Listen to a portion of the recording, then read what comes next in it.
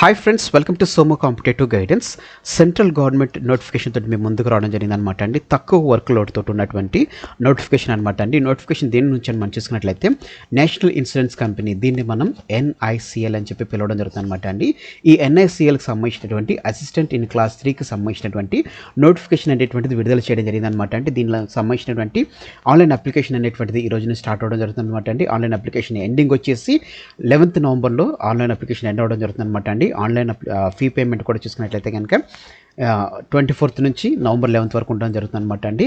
Phase 1 examination వచ్చేసి 30th November, phase 2 examination వచ్చేసి చూసుకున్నట్లయితే కనుక 20th డిసెంబర్ ఉంటున్నట్లుగా మనకు తెలపడం జరిగింది అనమాట అండి. అయితే దీనికి సంబంధించినటువంటి పూర్తి details, eligibility criteria, education qualification, అదే రకంగా సెలెక్షన్ ఆఫ్ ప్రాసెస్ ఎలా ఉంటుంది, మోడ్ ఆఫ్ ఎగ్జామినేషన్ ఎట్లా ఉంటుంది, దీనికి సంబంధించినటువంటి పూర్తి వివరాలు, అదే రకంగా ఎగ్జామినేషన్ ఫీజు ఎంత ఉంటుంది, దీనికి సంబంధించినటువంటి వివరాలు అనేటువంటిది ఇప్పుడు మీకు తెలపడం జరుగుతుంది అనమాట అండి. ఫస్ట్ ఆఫ్ ఆల్ మనం బ్రేకప్ వేకెన్సీస్ అనేటువంటి చూద్దాం అనమాట. స్టేట్ వైజ్గా బ్రేకప్ వేకెన్సీస్ చూసుకున్నట్లయితే ఆంధ్రప్రదేశ్, 2 తెలుగు రాష్ట్రాలకు సంబంధించినటువంటి నేను మీకు తెలపడం జరుగుతుంది అనమాట అండి.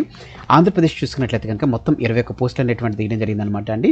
21 పోస్టులు చూసుకున్నట్లయితే కనుక ఎస్సీకి ఏ విధమైనటువంటి పోస్టులు లేవు. ఎస్సీకి 2 పోస్టులు, ఓబీసీకి 7 పోస్టులు, ఈడబ్ల్యూఎస్కి 2 పోస్టులు, అన్రిజర్వ్డ్ కేటగిరీ చూసుకున్నట్లయితే కనుక 10 పోస్టులు అనేటువంటిది ఇవ్వడం జరిగింది అనమాట అండి. అలాగనే పీడబ్ల్యూడీలో ABCDE కేటగిరీస్కి చూసుకున్నట్లయితే కనుక ఏ కేటగిరీకి 1, బి కేటగిరీకి 1, ఎక్స్ సర్వీస్మెన్కి 1, DXX అదే రకంగా DISCXకి 1 పోస్ట్ అనేటువంటిది ఇవ్వడం జరిగింది అనమాట. అంటే వెరసి మొత్తం చూసుకున్నట్లయితే కనుక 21 పోస్టులు అనేటువంటిది ఏపీకి ఇవ్వడం జరిగింది అనమాట అండి. నెక్స్ట్ చూసుకున్నట్లయితే కనుక మన తెలంగాణ రాష్ట్రానికి సంబంధించి చూసుకున్నట్లయితే కనుక తెలంగాణకి మొత్తం 12 పోస్టులు అనేటువంటిది ఇవ్వడం జరిగింది అనమాట అండి. ఎస్సీకి 1 పోస్టు, ఎస్సీకి 1 పోస్టు.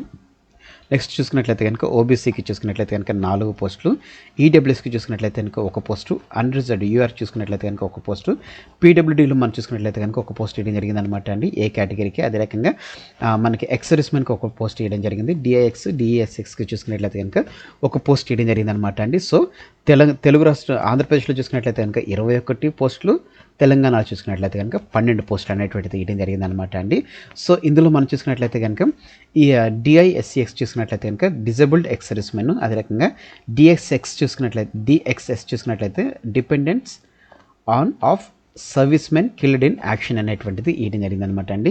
సో ఈ రకంగా ఇవ్వడం జరిగింది. అదే రకంగా ABCD చూసుకున్నట్లయితే A వచ్చేసి బ్లైండ్నెస్, లో విజన్, B వచ్చేసి డెఫ్ హియరింగ్, C చూసుకున్నట్లయితే కనుక లోకోమోటర్ డిసబిలిటీ సంబంధించినటువంటిది, D చూసుకున్నట్లయితే కనుక ఆటిజం, అదే రకంగా E చూసుకున్నట్లయితే కనుక మల్టిపుల్ డిసబిలిటీ సంబంధించినటువంటిది అనమాట అండి.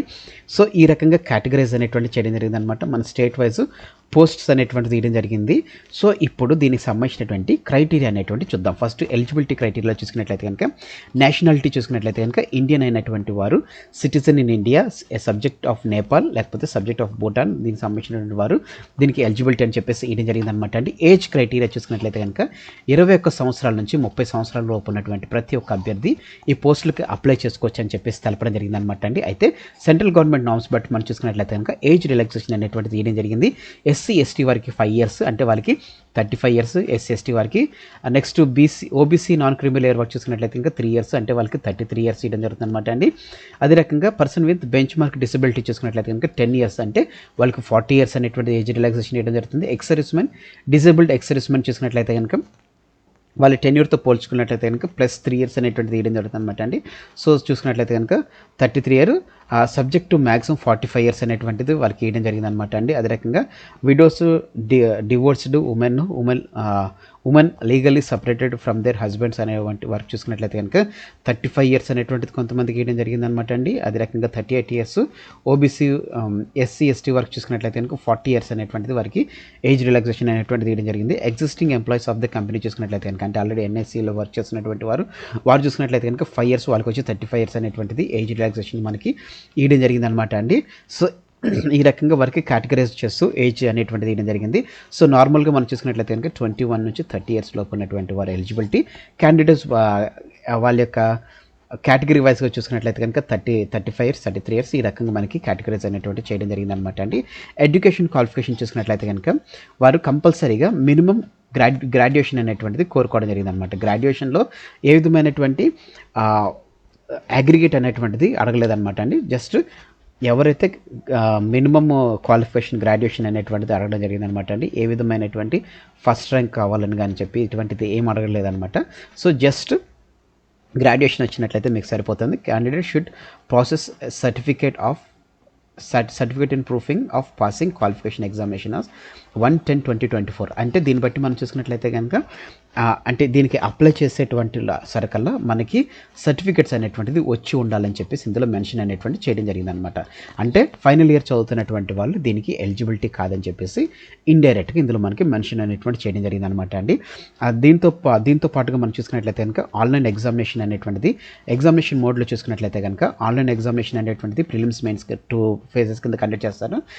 మెయిన్స్లో కూడా సెలెక్ట్ అయినటువంటి వారికి లాంగ్వేజ్ టెస్ట్ అనేటువంటిది రీజనల్ లాంగ్వేజ్ టెస్ట్ అనేటువంటిది కండక్ట్ చేస్తారు. కాబట్టి మీరు ఏ రీజన్లో ఉన్నారో, మీరు తెలంగాణ అయితే తెలంగాణ, ఆంధ్రప్రదేశ్ అయితే ఆంధ్రప్రదేశ్, మీకు ఏ లాంగ్వేజ్ వస్తే ఆ లాంగ్వేజ్ సంబంధించినటువంటి దానికే మీరు అప్లై అనేటువంటి చేసుకోండి. ఎందుకంటే రీజనల్ లాంగ్వేజ్ టెస్ట్లో మీరు కంపల్సరీగా చూసుకున్నట్లయితే కనుక ఆ టెస్ట్ అనేటువంటిది కండక్ట్ చేస్తారు. కాబట్టి దాంట్లో మీరు క్వాలిఫై అవ్వడానికి మీరు చూసుకోవాలి. సో మీరు ఏ స్టేటు, మీకు ఏ లాంగ్వేజ్ ఫ్లూయెంట్లీగా వస్తే ఆ లాంగ్వేజ్ తరపు నుంచే మీరు అప్లై అయినటువంటిది చేసుకోండి. అంటే ఆ స్టేట్ తరపు నుంచి మీరు అప్లై అయినటువంటిది చేసుకోండి అనమాట అండి. నెక్స్ట్ వివరాల్లోకి మనం వెళ్ళినట్లయితే కనుక ఎగ్జామినేషన్ చేసుకున్నట్లయితే కనుక ఒకవేళ ఆన్లైన్ ఎగ్జామినేషన్ సంబంధించినటువంటి ప్రీ ఎగ్జామినేషన్ ట్రైనింగ్ అనేటువంటిది ఆన్లైన్ చేస్తారండి. ఎస్సీ, ఎస్టీ, ఓబీసీ వారికి, అదే రకంగా పీడబ్ల్యూడీ క్యాండిడేట్స్ వారు చూసుకున్నట్లయితే కనుక వారు కావాలనుకున్నట్లయితే ప్రీ ఎగ్జామినేషన్ ట్రైనింగ్ అనేటువంటిది వారు అప్లై చేసుకోవచ్చు అనమాట అండి. వారికి ప్రీ ఆన్లైన్ ఎగ్జామినేషన్ అనేటువంటిది ఎస్సీ, ఎస్టీ, ఓబీసీ, నాన్ క్రిమి లేయర్, అదే రకంగా పీడబ్ల్యూడీ క్యాండిడేట్స్కి దీన్ని ఇవ్వడం జరుగుతుంది అనమాట అండి.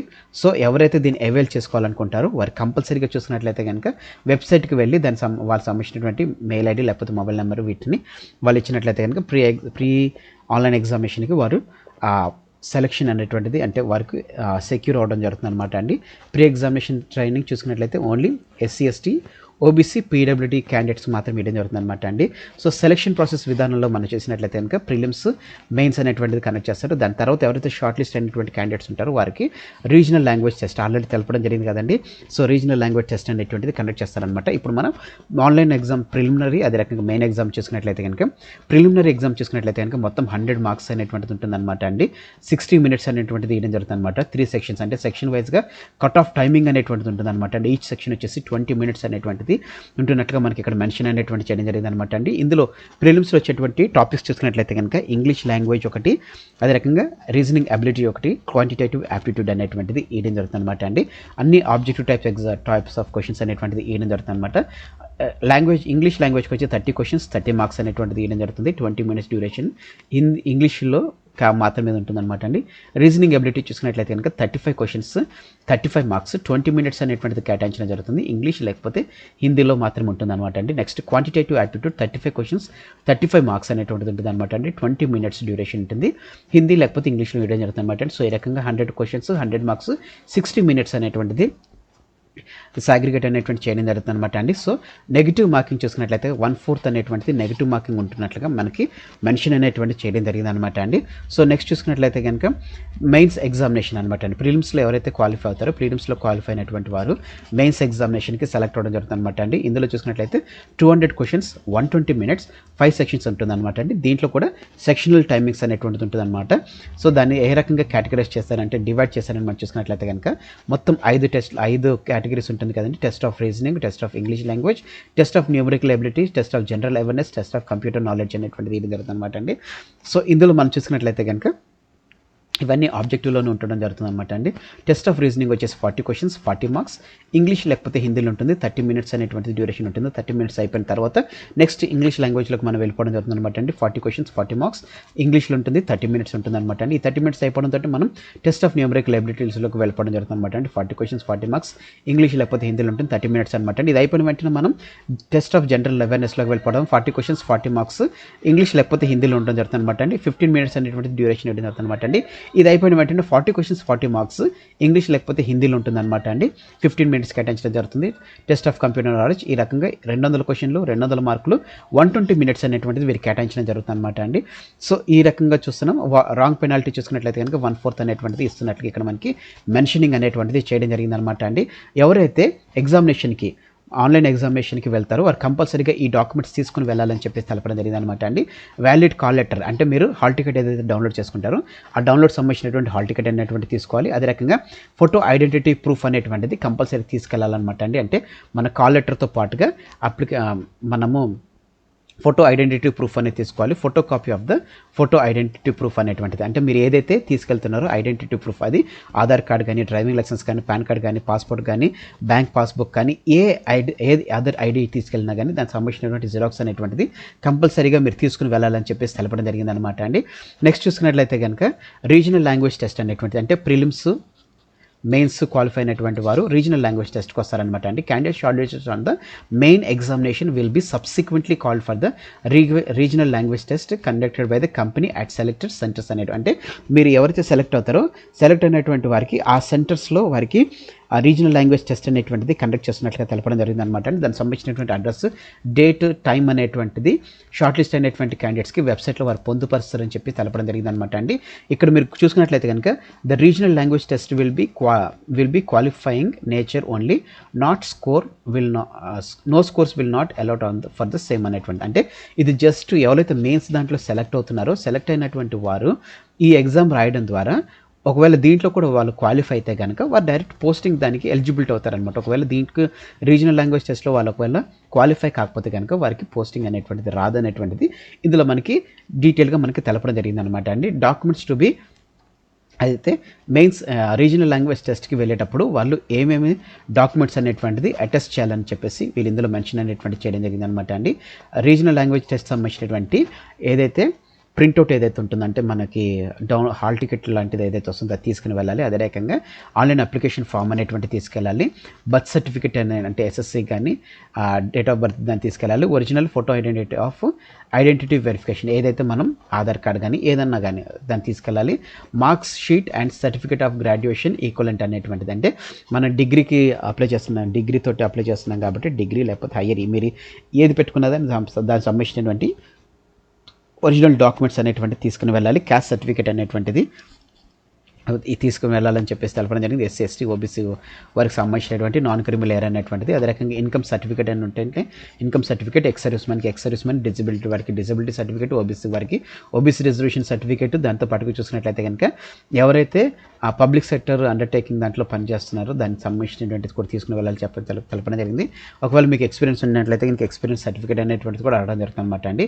అయితే ఇప్పుడు ఎగ్జామినేషన్ సంబంధించినటువంటి ప్రిలిమ్స్, మెయిన్స్ అదే రకంగా రీజనల్ లాంగ్వేజ్ టెస్ట్ సంబంధించినటువంటి ఎగ్జామినేషన్ సెంటర్స్ అనేటువంటి చూసుకున్నట్లయితే కనుక ప్రిలిమ్స్ సంబంధించినటువంటి ఆంధ్రప్రదేశ్లో చూసుకున్నట్లయితే విజయవాడ, విశాఖపట్నం, ఒంగోలు అనేటువంటిది ఎగ్జామినేషన్ సెంటర్స్ గీయడం జరిగింది అనమాట అండి. తెలంగాణకు మనం చూసుకున్నట్లయితే కనుక తెలంగాణకు వచ్చేసి హైదరాబాద్, రంగారెడ్డి, వరంగల్ అనేటువంటిది ఎగ్జామినేషన్ సెంటర్స్ గీయడం జరిగింది. ఇది ప్రిలిమ్స్కి అనమాట అండి. మెయిన్స్కి మనం చూసుకున్నట్లయితే కనుక అంటే ఫేజ్ 2కి చూసుకున్నట్లయితే ఆంధ్రప్రదేశ్, తెలంగాణకి ఇద్దరికి చూసుకున్నట్లయితే కనుక హైదరాబాద్లో ఎగ్జామినేషన్ అనేటువంటిది కండక్ట్ చేస్తున్నట్లుగా ఇందని మనకి మెన్షన్ అనేటువంటి చేయడం జరిగింది అనమాట అండి. ఇప్పుడు మనం అప్లికేషన్ ఫీజుకి వచ్చాం. అప్లికేషన్ ఫీజులో చూసుకున్నట్లయితే ఆన్లైన్ అప్లికేషన్ ఈ రోజు నుంచి స్టార్ట్ అవుతుంది కాబట్టి 21వ తారీఖు నుంచి 11 నవంబర్ వరకు ఆన్లైన్ అప్లికేషన్ అనేటువంటిది కండక్ట్ చేయడం జరుగుతుంది అనమాట అండి.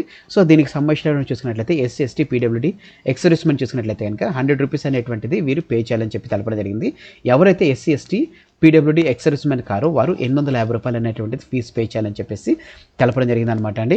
ఎలా అప్లై చేసుకోవాలనేటువంటి దానికి సంబంధించినటువంటి సపరేట్ వీడియో అనేటువంటిది నేను మీకు చేయడం జరుగుతుంది అనమాట అండి. అయితే ఎలా అప్లై చేసుకోవాలని మనం చూసుకున్నట్లయితే కనుక NICL సంబంధించినటువంటి లింక్లోకి మనం వెళ్ళిపోయినట్లయితే కనుక ఈ రకంగా మనకు click here for new registration అని ఉంటుంది అనమాట అండి. దీని మీద క్లిక్ చేసిన వెంటనే మన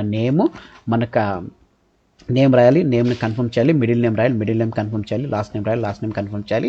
చాలామందికి డౌట్ ఏంటంటే నాకు మిడిల్ నేమ్ లేదనుకున్నట్లయితే ఫస్ట్ నేమ్ రాసి లాస్ట్ నేమ్ అనేటువంటిది మీ సర్ నేమ్ రాసేసుకున్నట్లయితే మీకు ఇక్కడ నేమ్ అనేటువంటిది రావడం జరుగుతుంది అనమాట. మీ మొబైల్ నెంబర్ రాయాలి, మొబైల్ నెంబర్ కన్ఫర్మ్ అనేటువంటిది చేయాలి. నెక్స్ట్ ఆల్టర్నేటివ్ మొబైల్ నెంబర్ రాయాలి, ఈమెయిల్ ఐడి రాయాలి, ఈమెయిల్ ఐడి కన్ఫర్మ్ చేసుకోవాలి. సెక్యూరిటీ కోడ్ చేసేసి సేవ్ అండ్ నెక్స్ట్ కొట్టేసినట్లయితే కనుక మీరు బేసిక్ ఇన్ఫర్మేషన్ నుంచి సిగ్నేచర్లోకి వెళ్తారు, సిగ్నేచర్ తర్వాత డీటెయిల్స్లోకి వెళ్తారు, డీటెయిల్స్ తర్వాత మీ ప్రివ్యూలోకి వెళ్తారు, తర్వాత ఏదైతే డాక్యుమెంట్స్ అవుతుందో ఆ డాక్యుమెంట్స్ అనేటువంటిది మీరు అప్లోడ్ చేయాలి. తర్వాత మీ పేమెంట్ ప్రాసెస్ అనేటువంటి సేమ్ ఐబీపీఎస్ ఎగ్జామినేషన్ సంబంధించినటువంటి ఎట్లయితే మనం అప్లికేషన్ చేస్తామో సేమ్ అప్లికేషన్ ప్రాసెస్ అనేటువంటిది ఉంటుందన్నమాట. మీకు ఏమైనా డౌట్ ఉండి ఒకవేళ ఈ ఆన్లైన్ అప్లికేషన్ కూడా మీరు చేయాలనుకున్నట్లయితే కనుక మీరు కింద కామెంట్ సెక్షన్లో ఆన్లైన్ అప్లికేషన్ అని మీరు చేసినట్లయితే కనుక టైప్ చేసినట్లయితే నేను దానికి సంబంధించినటువంటి వీడియో కూడా చేయడం జరుగుతుంది అనమాట అండి.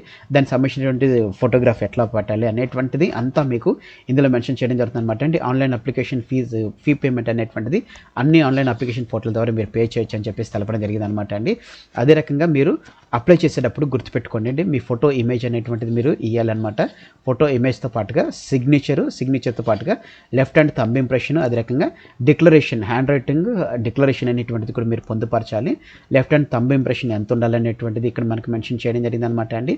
Left hand thumb impression 20 to 50 కేబీలు ఉండాలి. హ్యాండ్ రిటర్న్ డిక్లరేషన్ 50 to 100 కేబీలు ఉండాలి.